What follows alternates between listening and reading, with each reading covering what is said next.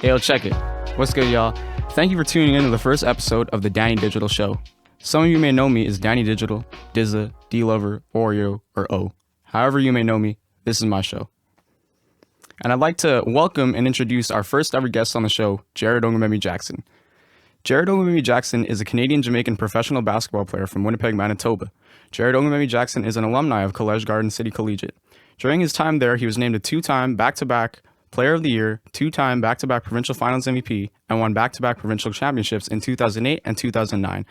Jarred now presents his own scholarship to a worthy student athlete at Collège Garden City Collegiate who shows a relentless level of work ethic and commitment to basketball and also maintains a level of enthusiasm and positivity that is indispensable to their team. After his days at Garden City, he would then move on to play university basketball at the University of Calgary from 2009 till 2015. During his time there, Jarred was named a CanWest second-team All-Star once, a CanWest first-team All-Star twice, and Jarred finished his career at the University of Calgary first in all-time minutes played, first all-time in steals, and as the third all-time scorer at the University of Calgary. After his university basketball career was done, he would then decide to turn pro. Jarred would go on to play professional basketball in over 5 countries, such as Portugal, Spain, France, Finland, and Netherlands. In 2020, Jarred had the opportunity to compete in the FIBA World Cup, where he would go on to average 24 points per game in the 2 games he played in. Last season, while playing for the Bakken Bears, Jarred won the Danish Championship, was named a FIBA Cup All-Star, and a Danish League All-Star. Just recently, he signed a contract to return to France and play for Orléans Loiret Basket. Jarred is a positive influence and role model in the community, and I am grateful to have him as a mentor, and even more grateful to be a part of the community that he built. His motto is to stay true and be great. So yeah, man, thank you, Jarred, for coming on the show and making time for this, and congratulations on the new contract. Thanks, man. I'm happy to be here and happy to help you kick off, your first episode for your podcast, and hopefully we can have a great conversation. Great. Yeah, I'm looking forward to that too. So the first question I wanted to kind of talk about, or topic I wanted to talk about, is that I know you've been around the world getting to play basketball in many countries. What are some of the lessons or life skills you've learned along the journey? The biggest life skills I've learned, my professional career thus far, I would just say is, accepting different cultures and accepting different people and countries and ways of life. Like you said, I've been around the world. I've seen, Scandinavian countries. I've seen Western European countries, and there's different cultures. There's different ways to eat. There's different ways to talk. People speak different languages. There's different religions. There's different beliefs. So I think that's just the biggest thing for me is, obviously growing up in a smaller town, or in Canada, if you don't get the chance to travel as much, you may only see and believe what you see. So I think for me, the biggest thing is just, having that opportunity to see how people live, see how people talk in different countries and different cultures, and embrace that and not judge people because everything is different. We live a certain way and people in different countries live a certain way. Exactly. Yeah. Okay. So the next question I wanted to ask is, was it hard for you to leave home, to be away from home and play basketball at the University of Calgary? And was it hard to kind of mature and grow up on the spot? For me, it wasn't challenging just because, it was always my goal to become a professional.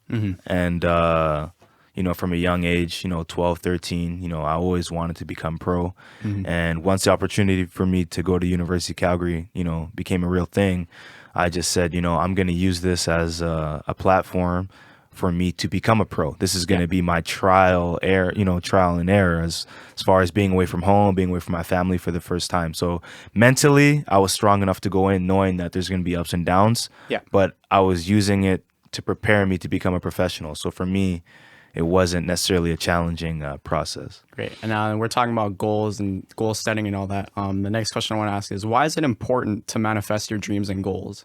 Because I know with you, manifesting it was putting sticky notes all over your house and telling yourself you're able to do it or you could achieve this. Why is it important to do that? Man, I think that's something that you have to learn over time. And it just shows how bad you want something. I feel like talk is cheap. Yeah. I feel like, a lot of people will say things, but do they put forth, the effort and the dedication and the time to actually achieve what they want to achieve? So, at a young age, I had goals of mine. I wanted to be the best player, in Winnipeg, in my grade 11 year, my grade 12 year. I wanted to become a professional. So I was just like, if I want this thing so bad, why not write this down? Let me just write this down, and I can go back to it every 2 weeks or every month or every 3 months. I still Yeah. do it to this day. I journal about negative things that happen in my life. Yeah. I journal about positive things. I journal about what I want to see for the next 6 months or for this year or for this.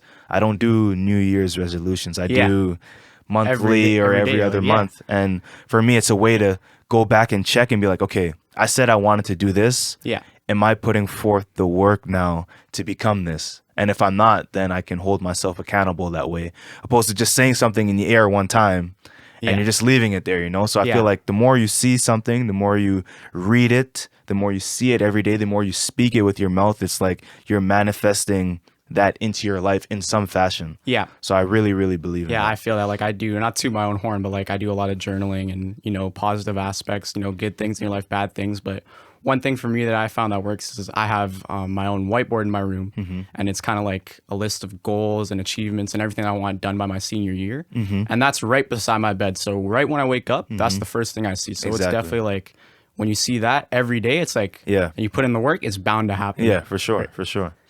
The next question I want to ask is, what did it take for you to do in order to be where you're at? Oh, that's a fully loaded question. Obviously, it took a lot of work. It took a lot of sacrifice, and I know those are the words that people, say. You got to work hard, you got to sacrifice. But if we could go read the full definitions of those words, I would think that would be a reflection of what I did. Yeah. When I was younger, I was always in the gym. I was always working out. I was always watching basketball. Yeah. I was like addicted. Like it was almost as if it was a drug. Yeah. I was always the first in the gym. I was always the last one. I was waking up early before school in the snow, in minus 35 weather with the basketball in my hand, waiting for the bus for Exactly. Taking the 25 bus minutes. and then getting there. I'm sure we've Getting to school, stories, yeah. like your hands are frozen, and I'll go and work out for an hour and a half before school starts. Yeah. And like, I'm not talking like just shooting around. I'm sprinting. I'm doing suicides. I'm going full court with the ball, and obviously you have to have some skill and talent. Yeah. But I feel like that was the basis of how I got to where I was okay, the work. Like, I'm going to make sure that I outwork everyone. That was my goal. At a young age, it was like, I have to outwork everyone. Now I'm at a stage where I only focus on myself. I only try to compete with myself. I don't Yeah. try to compete with other people. And then you couple that with obviously having a good foundation, having good friends, having a good circle of people around you, positive influences, family is important. Coaching is important. So those things, are very key. You have to keep a good circle around you, the people around you. They say that, the 3 people that you're closest to is how your life is going to end up, so I would say those 2 things is what helped me to get to this stage today. And for anyone that doesn't know, like, Jarred's work ethic is legendary. I remember Coach Phil Penner talking about in an athletic banquet speech, talking about if Jarred would miss 2 shots, he would make himself run and go super intense, like talking like 200% intensity, whole practice, and then doing that on top of that. So that's how legendary his work ethic is. The next question I wanted to ask was, describe your work ethic in high school. Like, I know we were just talking about that, but describe your work ethic in high school, and does it surprise you where you're at now?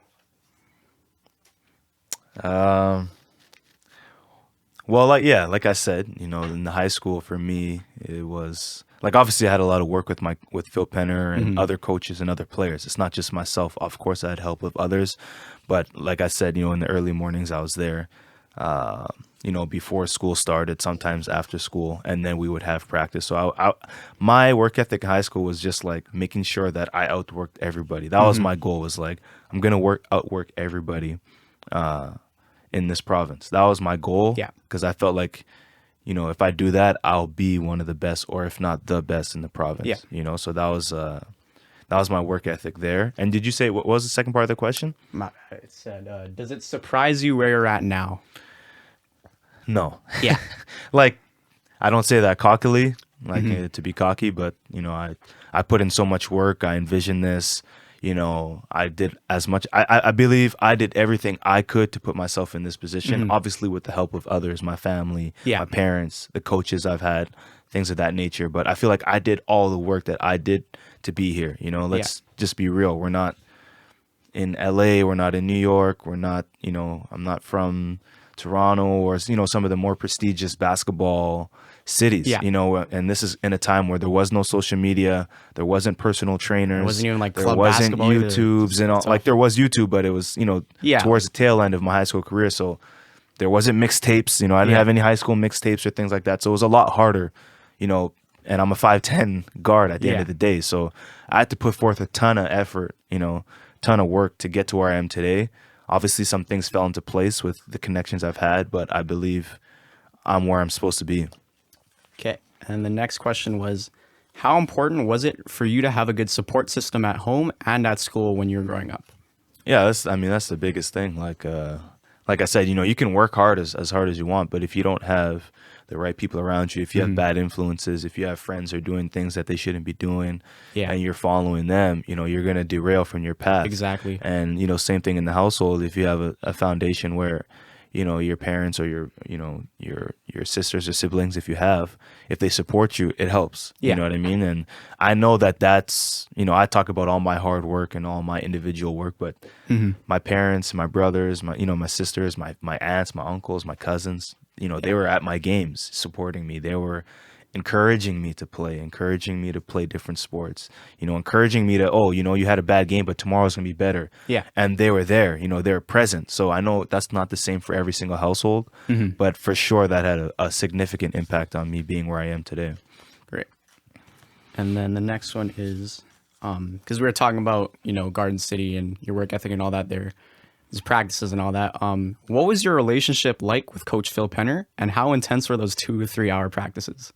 We had a great relationship. So my brother, he played varsity basketball for Garden City Collegiate, and he's 4 years older than me. And when I was, you know, previously at Leland North, when I was in grade 7, I would go and practice with them sometimes. You know, I'd practice with the Garden City varsity team, and that's how I kind of introduced myself to Phil and to the team. And I knew a lot of my brother's friends who played on the team, so they all knew me. And that was his first introduction to me, and he was like, yo, this kid is good. Like, you know, I was competing, I was actually playing well against players who are 4 or 5 years older than me. So that's where our relationship grew. So he coached me for 4 years, but in reality he knew me since I was 13, 12, 13 years old. So our relationship was great on the court, off the court. He gave me a lot of advice, you know, just about work ethic, being a leader, you know, being a role model, because people were going to look up to me, you know, being a younger player. You know, I was playing varsity when I was in grade 9. So he really, you know, I would say he's had the biggest impact on me. Yeah, because to you know, play as his coach. varsity as a freshman, like that's some pretty big stuff right there. Like, and you got to be ready to, you know, face a whole bunch of challenges, and the road there isn't just straight. It's like a lot of ups and downs. For sure. Especially as a freshman. So it's crazy to see you playing varsity straight from grade 9, and it's awesome. Yeah, for sure. Amazing. The next question I want to ask, because, you know, I'm from Garden City too, and like I'm currently attending. What does it mean to be a Garden City Fighting Gopher? Obviously means a lot. We had a lot of accomplishments, you know, once we were there. And I just feel like it's a very rich culture as far as sports goes, not just basketball, but all sports. And I believe the Garden City community does a good job of having the alumni come back and give back, whether that's, you know, attending a practice or games or coaching. So from that standpoint, I'm like very proud, you know, and also, you know, before we won the provincial championships and before we became this kind of household name, you know, there was obviously people who paved the way before us. So I'm very, you know, I honor those people that came before us, and we just had that underdog mentality. So when I think of Garden City, I think, okay, you know, we don't have the centers who are 6'11" and 6'10" and 6'8". We always have shorter players, teams, you know, who are just tough-minded, you know, grit and grind kind of guys. Exactly, and guys who have a lot of heart. Exactly, like that kind of mentality. So that's always stuck with me, you know, and I'll always be a Garden City Gopher. You know, we are Gophers. It is kind of funny, but at the end of the day, we won, and, you know, that's what matters the most. Great. And the last question about Garden City is, what are some lessons you've learned during your time at Garden City? Oh, that's a good question. That's a really good question. I mean, I think like any kid or, you know, in high school, is you learn, you know, which path do I take? You know, do I stray away and do, you know, things I shouldn't be doing and skip in class and things like that? Or do I just have good work ethic? You know, I feel like obviously Phil and the basketball program was amazing, and they did a great job. But I also feel like, the principals that I had, the teachers that I've had, when I see them to this day, we still have relationships where we can talk about, oh, you're still playing, and I remember you 15 years ago, you were always a nice kid, and this and that.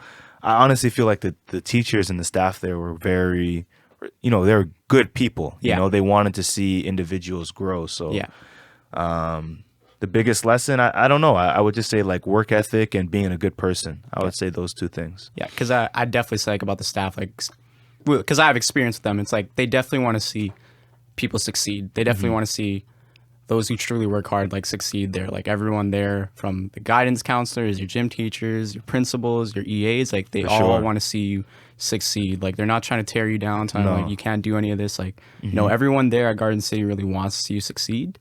So I feel like you're bound to succeed if like you have all the support. And, we talk about having a good foundation and all that. So it's like I feel like Garden City has like one of the best foundations. It definitely has like a family type feel. Every gym teacher and all that, very supportive. For sure. And that's how I feel like while I'm there, because I currently attend there. But another thing was like you're talking about if you should go the other path, because it's tough. Like in high school, like this stuff just happens. Like when I saw it for the first time, it was like, damn, my friend's starting to do this, or they're starting to do trouble, and it's like, I don't want to be around that, right? Or like I don't want to see that, right? So it's like important to kind of not necessarily get rid of them, but get rid of like that. Like you don't want to see that often in your life, and you want to go like your own path. And like I appreciate you and your journey and all that, because like you just stuck to it. Like I remember my mom was talking about it. It was like, it's awesome to see that you just stuck through this goal of yours, professional basketball player from like 11 to like where you are now. Like it's amazing that you've kept focused, because it's hard to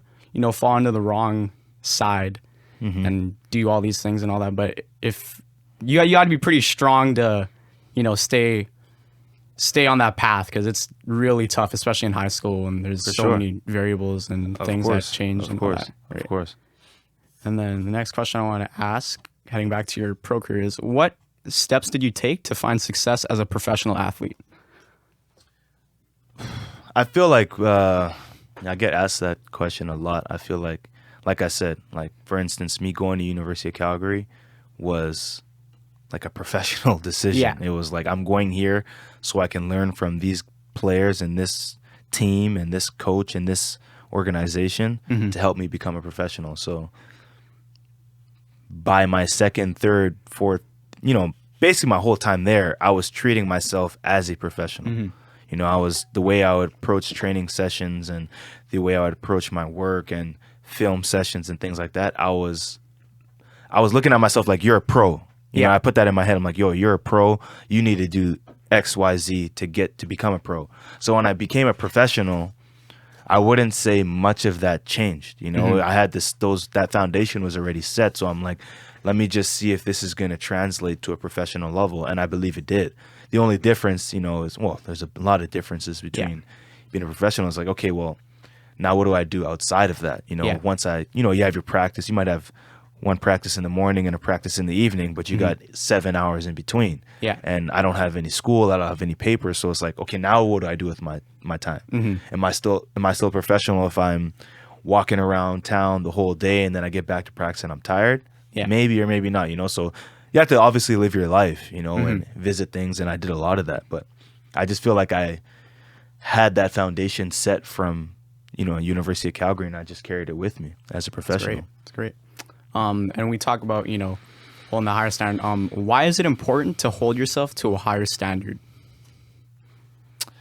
I mean, that's part of the stay true, be great. That's, I don't know. It's just something I heard a long time ago. I don't remember exactly where it came from. And I know my mom, would always mention like, be great, and it was just kind of like, why be good? Like, why not be great? At everything, like why settle for mediocrity? Good, you know what I mean? I mean, like, good is good, but like good isn't great. Exactly. Like, if you strive to be great and like do that, like that's great. And then just wanted to follow up on that, because you were talking about that.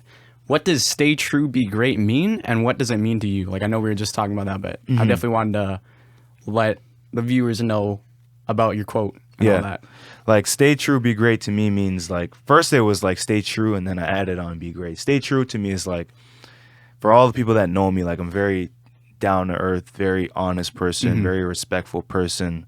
You know, I'm not gonna lie or cheat or do things like that. Like, that's who I am as a person. No, that's the foundation that I have. So to me, stay true is like, always stay true to who I am. Always stay true to those principles. You know, if I tell somebody I'm gonna be there at 1 p.m., I will be there at 1 p.m. Exactly. You know what I mean? So like, that's how I live my life for everything I do. Obviously, I'm not a robot. I'm not perfect. Things happen, but that's how I try to live my life. That way, I can always look in the mirror and be like, okay, like, am I staying true? Or am I being phony? Am I being fake? Am I trying to be something that I'm not? Am I lying? And I don't, like, if I do those things, I won't feel good with myself. So my thing was always like, yo, just stay true to who you are. Stay true, because I know that who I am and that foundation that I've built as a person is good. You know what I mean? And I want to always honor and respect that. So stay true in school, stay true as a son, stay true as a husband, stay true as a brother, stay true as a friend. You know what I mean? Stay true as a student. You know what I mean? Like, because otherwise you're cheating yourself, you know? Like, if I get a D on a paper, but I only study for 2 hours throughout the week, I'm not staying true. Exactly. You know what I mean? That's how I looked at it. I was like, bro, you're not staying true. Like, don't be mad that you got a D plus if you only put the work. You only put 2 hours in, right? So that's the stay true portion. And like we kind of mentioned before, be great is like, okay, let me stay true, but let me also challenge myself to be great at everything I do. You know, we only live once. You know what I mean? Like, I only get to do this thing one time. So why not try to be great? Because when you're great, it feels good and you can impact other people. And I feel good about myself, opposed to like, okay, I'm just going to do the bare minimum or I'm going to do the most. Yeah. You know what I mean? So that's how those two things came together for me. Great.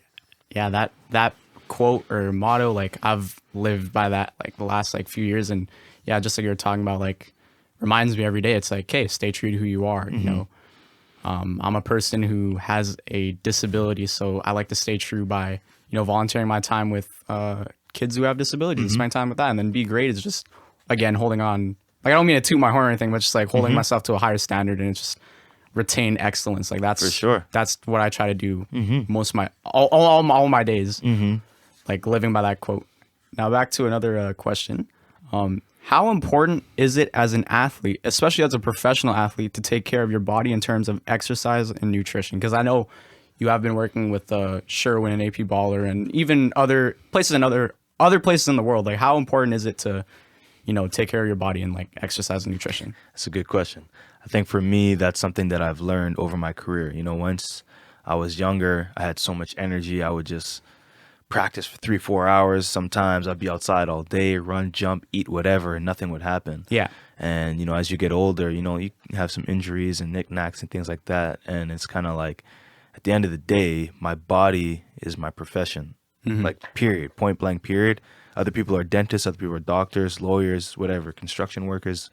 Everybody's different. Yeah. But for me, like, my body is how I make my money. You know, that's how I feed myself and my family. So what I put into my body has to be good. You know, the food, obviously you have to live, you know what I mean? You know, have burger or whatever here or there. You know, I still believe in that, but I'm very strict with the things that I put into my body, with the rest and the stretch and the water and all that stuff. Because like, the better I feel, the better I'm going to be able to perform. The better I'm able to perform, the more awards and the more opportunities professionally that will come. So all of those things kind of work together. And I think it's trial and error. You know, I think for me, it's something that I had to really learn, you know, as my professional career moved forward. You know, like I said, back when I was in GC, I used to train crazy, sometimes 2-3 times a day, you know, in the summer times, literally like work out in the morning, get back home, have lunch, go do yoga, and then come back at night to shoot. And it's like, I can't put forth that kind of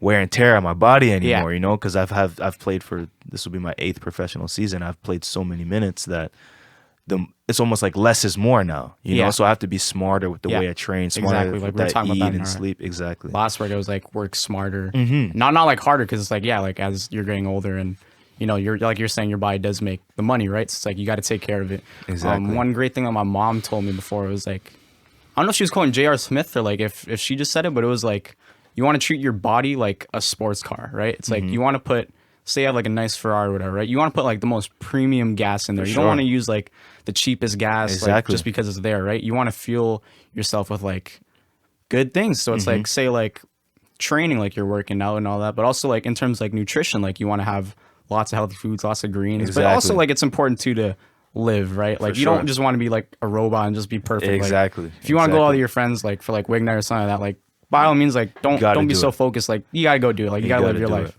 For sure. And then, okay, so a basketball question I want to ask. What made you fall in love with the sport of basketball? I don't know. That's what made me fall in love. Well, I played a lot of sports when I was younger. I played basketball, played soccer, I did tennis, I did swimming, I did track, did badminton. You know, I played everything, you know, like I was just that active kid. Yeah. And basketball, I don't know, like it was just a deep passion. You know, obviously when I was younger, watching Michael Jordan and Allen Iverson and, you know, like those kinds, Chris Paul, those kind of players. And I was seeing people who were similar to my size doing like magnificent things. You know, I was like, I want to be able to do that too. And I think for me, one of the biggest things was just like being able to go outside. You know, I used to play outside all the time and just be outside for like an hour, or 2 hours, or 3 hours with a ball and just shoot. And it was almost like therapeutic for me. You know, it's just like I feel so free. This is fun. It's a hobby. I feel like I'm getting better at something. I feel like I'm creating good values like discipline and, you know, all that kind of stuff. So I think the fact that I could be outside, you know, with other friends and play, but also go somewhere myself and be like, hey, this is my time, and like genuinely feel like rejuvenated after was a big thing for me. That's great. And then another question is, this is kind of like about your career and all that, because you've been around the world, you've been in different stages of basketball, played at different levels. What are some of the differences between Northern America, basketball in Northern America and basketball in Europe? And how is the game different? That's a good question too. I would say like growing up, you know, North American basketball is just more athletic, more faster, more flashy, whereas European basketball is just very, very, very tactical and very, very physical. I would say that's the biggest difference that I noticed between even my transition from like University of Calgary to being a professional was like the skill level, you know, is similar. You know what I mean? Like guys can shoot, guys can dribble.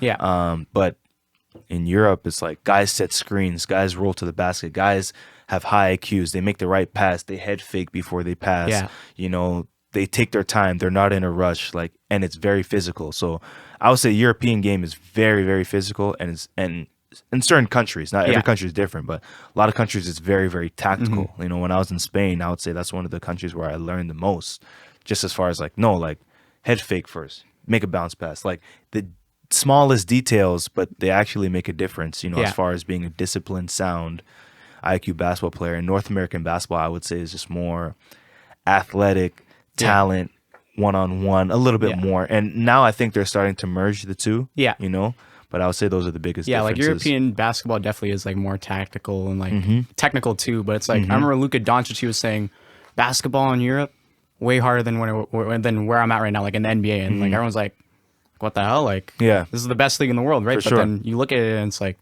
there's some truth to it. It's like, like you were saying, like dudes have high IQ, they roll the rim, like they set hard screens, like it's not all just like the flashy moves and all the jazz and all that. Like it's a lot of tactical game. And it's a different game too, you know, like there's different rules, you know, in FIBA there's no 3 seconds defensively, so you can have your center inside the paint the entire possession. I actually never knew that. So you could have your center just camping there's no there the whole three time. There's no defensive three in the key. Wow. There's no, so a lot of the rules are different. So imagine if you just had like Shaquille O'Neal or Dwight Howard just posted up in the key every possession. Now getting to the rim to finish is much harder, right? So the floor becomes smaller. Whereas in the NBA, it's more about entertainment. So they want that big to get out of the paint so players can dunk and stuff, right? So it's literally a different game. Okay. And then another question with that is, what are some of the differences between high school basketball and university basketball? And then university basketball and professional basketball for you, let's say. For me, I would just say, okay, I think this is a good comparison. High school basketball, you're the best player on your team. You know, if I'm going from high school to university, I can only speak for myself. You know, you're the best player. Everybody's individually the best player. Once you get to university, most of the guys there were the best player on their high school team too.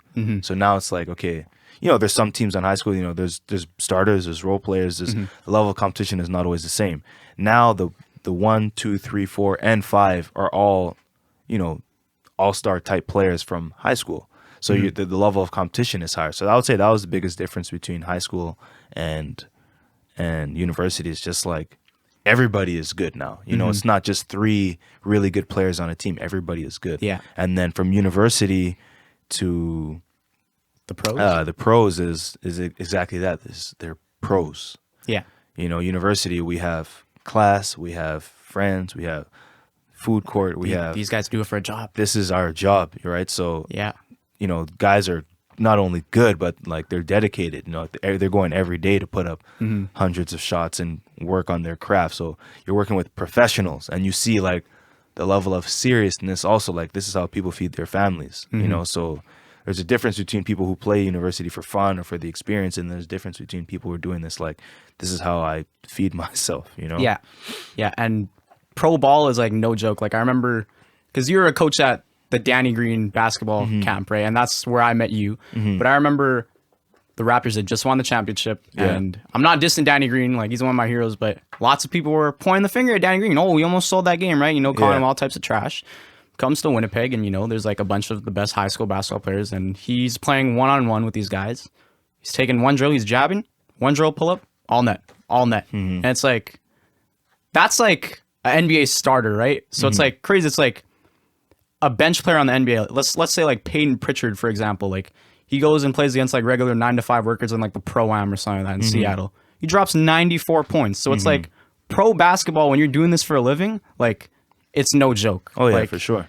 They will cook anybody. For like sure. It doesn't matter if they're at the end of the bench starting. Like pro ball is no joke. There's only 400 spots. In the NBA, I believe there's only 400 spots. So out of the entire world, there's only 400 spots.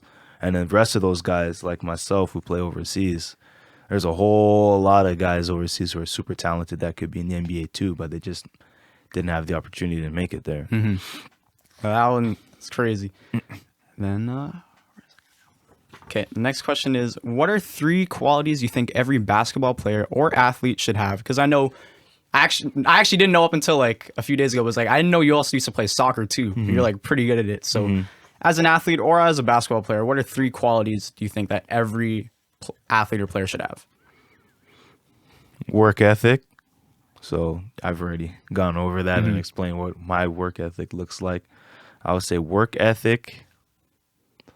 I would say discipline. Have work ethic and also be disciplined. And then I would say coachability. You got to be able to be coached. You got to be able to learn. You can't be, I don't care how good you are. You can always learn. Yeah. You can always learn more or achieve more or become a better player or a better teammate. So I would say your work ethic has to be very, very good. Then you have to be disciplined so you can do that work ethic and, know outside of your profession or outside of the sport, getting your rest, your food, those kind of things. Yeah. And then coachability. You got to be able to learn. A coach has to be able to yell at you, and you can't take that the wrong way. Yeah. You got to know that he's coming from a good place trying to make you better. I would say those 3 things are key for any athlete that has aspirations to go far. Yeah, because it's also important that like you're open to learning too. Like you don't want to just think like, oh, I'm the guy, like this person can't tell me this. Like F is he talking about? Like you got to be open, and especially like you're talking about, it's like you got to see their point of view. Like they're trying to help you. Like they're not trying to tear you down, even though they may be yelling at you or whatever. Like they're trying to help you, and they know you're great, and they know you could succeed. So they're just pushing you there. For so sure. That's what I feel is a big one, is just being open to learn. The next question I wanted to ask, it's kind of like about your mindset, because you played in a lot of big games. What's your mindset going into those big games, such as like Pack the Jack, provincial finals, FIBA World Cup games, K-Pack finals, Danish Championships? Like, what's your mindset like going in those big games with a lot of people watching? My mindset is this PG-18 is like kill. Yeah. It's now that's just kill. Like you just have to dominate, like that's my mindset. I want to be the best player on the floor, period. Obviously it's not going to happen every game, but that's my aspiration, is I want to be the best player on the floor at the end of whatever that looks like, whether that means I have to pass the ball a lot today and get a lot of assists, whether I have to rebound or play defense or just manage my team and make the right decisions with the ball in my hands, or if I have to score a lot of points, or I just have to be locked into the point where maybe I didn't have a good game the whole game, but the last 2 minutes I hit a big shot or I make the right play. Yeah. So I would just say looking to dominate and kill, and just also knowing how to keep a level head, not getting too high before the game, getting too anxious, too excited. I want my teammates to see me and be like, okay, he's calm, he's collected, he's cool, you know what I mean? Like, he's ready. And then the next question is kind of going back to your early stage in your career. Who were some of your mentors in your early stage of your career? Mentors, I definitely say my older brother, because he was, 4 years older than me, and we used to play outside one-on-one. He used to give me a lot of pointers. I used to play with him and his friends all the time. Yeah. Obviously, Phil Penner had a big impact on my basketball career. Steve Tacky. And then I would just say players that I watched a lot, definitely watched a lot of Magic Johnson early on in my career. That's, for those who don't know, that's one of the reasons I wore number 32. Yeah. With him, he was a big inspiration for me. And Chris Paul has always been like my favorite player, because I always felt like, I remember I started watching him when he was at Wake Forest as a freshman. And by his sophomore year, I was like, man, this is like my favorite player. He's not even NBA, but like my favorite player, just because he's short like me. He's not like a speed demon. He's not a freak athlete, but he gets the job done and at a very, very high level. I'm like, well, I don't consider myself a speed demon. I don't consider myself a freak athlete, but I want to be able to still dominate at that height. So I looked at him a lot. Allen Iverson, obviously, Michael Jordan, but I'd say Chris Paul, Allen Iverson, and then later on Kobe, just his mindset. Yeah. Rest in peace, of course. Yeah. But his mindset and his approach. So I would say those three to four players had a big impact. And no, I before, like, me too, was like Chris Paul. Like that was the reason why I wore number 3, not Jordan Poole or nothing like that, but Chris Paul growing up was like my favorite player, not because just on the stuff he did on the court and how he played and how he was able to take over games and how he's like a general, but how he conducts himself off the court. Very professional. He's been the president of the National Basketball Players Association. I'm sure we've seen the State Farm ads, but like, yeah, for sure, he's such a great guy off the court. I mean, he's a really great model to look at, role model to look up to, for sure. And then the next question is, what is your fondest memory of basketball? My fondest memory of basketball? These ones are hard for me because I've just had so many experiences, winning provincial championships, winning a championship this past year in Denmark, my first professional season, making nationals, when we were in university, going to tournaments in the States when I used to play for the Vipers and Mayhem, and when I was a kid, Maples. I remember when I was like 5 or 6, that's when I started playing. And we would always have these, at the end of the year, it was like Maples community basketball, from what I remember, at University of Winnipeg. And you would have these kind of like skill games at the end of the season, and players from each team would have to go. And you'd have to like maybe do a certain pass or a certain dribble. And at the end, I would always have a few awards, and I would always be competing with somebody else. So I always remember that when I was young, but I have so many because I've had so many different experiences. Exactly, playing for that long, like gotten out a lot. And the last one for, again, the rapid fire question, just about a book. So in our last workout, we discussed about books and one book you'd recommend. I brought that particular book today, Ask and It Is Given. Yeah. Can you explain why you enjoyed the book Ask and It Is Given? Why I enjoyed it? Like, if you could remember. Yeah, for sure. I feel like, like I've talked about my work ethic and how hard I work and my foundation, my family, and, I always want to become more successful. And I just said to myself, well, you know what? Like, at this stage of the game, I'm a professional now. Like, everybody else has put the work in to get here. Yeah. What's going to set me apart? What's going to make me different? Because everybody can shoot, pass, dribble. They're athletic. A lot of people have skill. And I was like, I think it's going to be my mindset. And, I heard Big Sean talking about this, and he has a lot of books that he recommends. And that's where I got it from, this and a few others. And I just wanted to kind of have a different approach, to not just to basketball, but to life. Exactly. Yeah. And Ask and It's Given really opened my mind to, meditation, journaling, being careful what you say with your mouth. The things that you say, a lot of times they become manifested. You know, the things even that you think, you know. So if you're always thinking negatively, I'm never going to get this, I'm never going to get this, I can't do this, then it's going to become your reality. Opposed, if you change that mindset, doesn't mean guaranteed you're going to have it right away, but it's going to open up doors for you to make those things possible. So it just really put me in a mindset of like, okay, basketball, there's skill, there's all that, but like I want my mindset to be sharp. And I also want my mindset off the court to be sharp. And that was probably the most powerful book I've read as far as just like visualizing, meditating, you know, writing things down, going back over them. And like I said, being careful what you say, things like that. So. Yeah. So I found the book the exact same way you did through Big Sean, and he has a list of books that he recommends. And this one stood out after I read it. And after I read this book, like this entire journal over here was just filled with just stuff from that book, like just things that you could write down and things you could practice. Affirmations and stuff like that. It's like that's what filled my notebook. It's a really great book, and there's lots of great lessons. Okay, so moving on to the last few questions, like these are all rapid fire, so these are going to be more quicker questions. We have time still, so you could take time.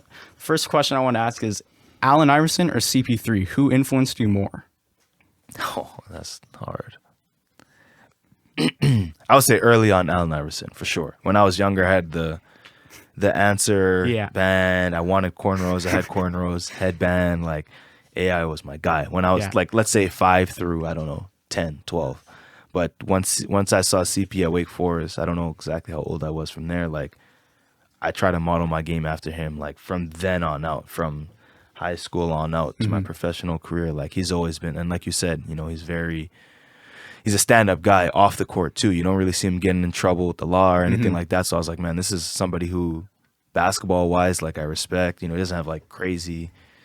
Well, that's another story. I was gonna say crazy tattoos and things like that, but that's here nor there. That's not a big deal. Now, you know, I look at that differently. But you know, I want it to be like that too. You know, like, I want it to be clean. I want to be clean cut and just the way he plays. So I would say he had the biggest influence by far. Okay. The next question is, which one have you felt the most nervous for?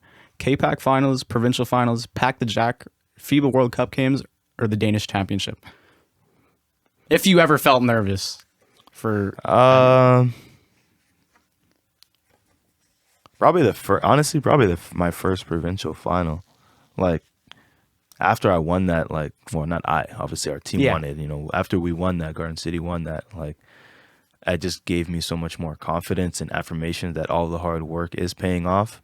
And I just had a lot more confidence moving forward. So, like, from then, I wouldn't say I'm somebody that gets that nervous, honestly. Yeah. Like, it happens. Sometimes, yes. You know, I'm not perfect, but for the most part, I wouldn't say I get too nervous for games. You know, I'm ready to go. But first provincial, it was nervous because it was new. Okay. Next question is, favorite basketball shoe at the moment? Favorite basketball shoe at the moment? At the moment. This is on record. I'll look into the camera when I say this. I wore Kyrie 5s for like 3-4 years. Great shoe. Yeah. And recently I just tried the KD 14 this year, and I swear by that shoe. Yeah. So I recommend anybody who hasn't tried it, go get you a pair. I've never wore KDs ever before at any time. I've been playing professionally for 7 years. I've been playing since I'm 5 years old, but I think that's a great shoe. Yeah. Great cushion, very comfortable, snug. So I like it. Because I remember before, like when I first met you, it was like all just Kyries every year. It was like a new team color Kyrie. But then just recently, I see you like Sherwin and all that. It's like 2-3 pairs of like the KD 14s. I'm like, wow. I'm like, I think you must have converted in the KD side. Yeah. He got me. I converted. Great. The next question is top 5 pregame songs to get you pumped up. Top 5. Wow. 5 or 3, but it doesn't really matter. Montana 300, Envy Me, Chicago rapper. My boy DJ Richardson put me on. He used to play at Illinois. Played, that's where Darren Williams and D Brown came from. Great teammate, great dude. He put me on that, Chicago rapper. That's probably one of my tops. I really like Blue Notes right now by Meek Mill. That's a classic. That is a classic. Shout out Gerard. Yeah, I know you're watching that. After his last what's it called? After his last album, Meek Mill. Yeah, the last album. Expensive Pain. Yeah. Blue Notes on that one. I didn't like it at first. I was hating, but I think it's nice. Those are the two that come to my mind right away. Success, Jay-Z and Nas, old school song.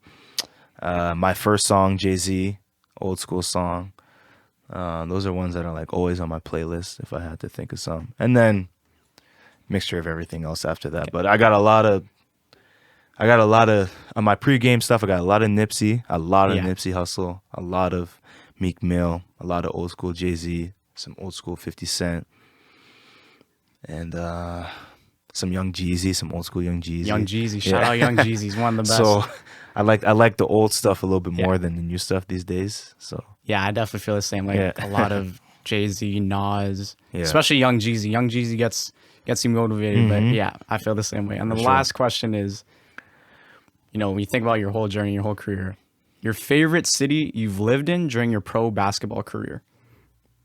Can't do that. I can't do that. So I get asked this all the time, and I would just say each city has provided a different experience for me. I would just say I'll put my top 3 out there, and I'll say why.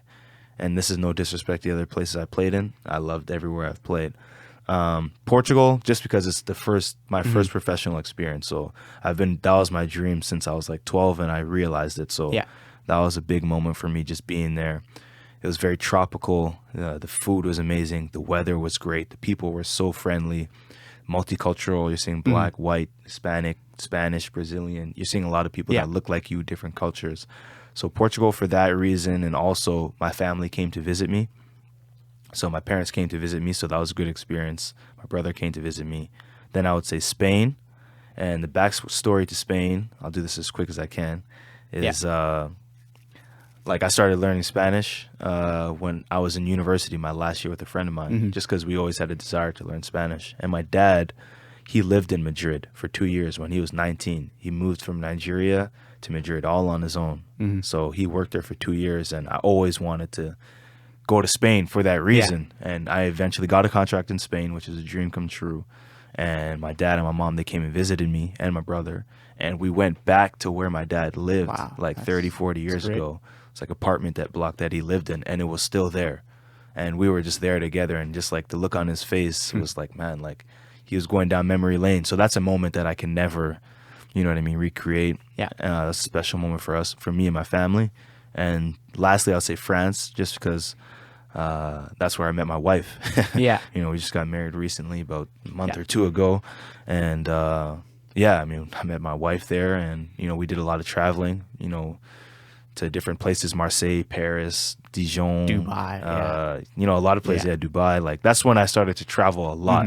Is when I was in France, and that was the first time I worked so hard to become a professional basketball player, but you also have to be able to enjoy, the process as well. And that was the first time I kind of let my guard down and allowed me to visit and travel, and obviously eventually meet my wife. So those 3 places have a special place in my heart. That's great. Okay, we're going to make this quick over here. What's your advice to anybody wanting to follow your path? And at the end of that, is there anything else you'd want to address, or any last words? Anybody want to follow my path? I would even say my path. I would just say create your own vision of what you want. Like I always say, like, put your mind to something, like decide what do you want to do, whatever it is. If you want to be a doctor, dentist, basketball player, a nurse, it could be anything, just like put your mind to it. Be like, decide, this is where my stay true, be great comes in. Like, decide what you want to do, write that down, then put forth the effort into it. Like, the work ethic needs to be there. Surround yourself with good people who are going to keep you straight and keep you in line to help you achieve those goals. That would be my advice. Like those 3 things. Decide what you want to do. Period. Point blank. Period. Set a goal. I'll say this right now, and this is not good for kids. Some parents are not going to like me for this, but I'll be honest. I didn't have a plan B. Like I had a plan A, and my plan A was to be a professional basketball player, and I'm here now. Thank God, and I've been healthy, and hopefully that can continue. But I always had plan A in my mind, and I was like, I'm going to give everything I can to plan A, and if it doesn't work, then fine. But I felt like if I had a plan A and a plan B, then my plan B is already taken away from plan A. So to me, at a young age, it just didn't make sense. I'm like, you see how focused I am on this, I'm going to focus on that. So I would just put those 3 things together. And last words, shout out to the podcast, man. This was a great conversation. This was a great conversation. You asked a lot of good questions, and you're young, but, you know, I can tell you're dedicated. You know what I mean? You put a lot of work in to make this happen, and, you know, always very respectful. And I appreciate that, especially for, you know, some of your age. You know, that goes a long way. And I wish you the best with the podcast, and just keep doing it, man. This is definitely a passion for you, I can tell, and you got a bright future in it. Great. Thank you. That means so much, especially coming from you, you know, my biggest role model. And it's just amazing to have you here and just talk with you for about near an hour. So this is really a dream come true. And this is a goal I've had in mind since the last 2 summers. And then I finally get a job. So it's okay, I got the money now. Let's do it. Yeah, for sure. And I'm just going to conclude the show, and then I'm going to do a bit of shout outs after. So that concludes the first episode of the Danny Digital Show. And for my shout outs, I'd like to shout out at Garden City, Madame No. I know you're proud of me watching this. She also taught you too, I remember. She shout did. out Madame No. Shout out Mr. Peterson. Shout out Bubbly and the new watermelon Bubbly in stores now.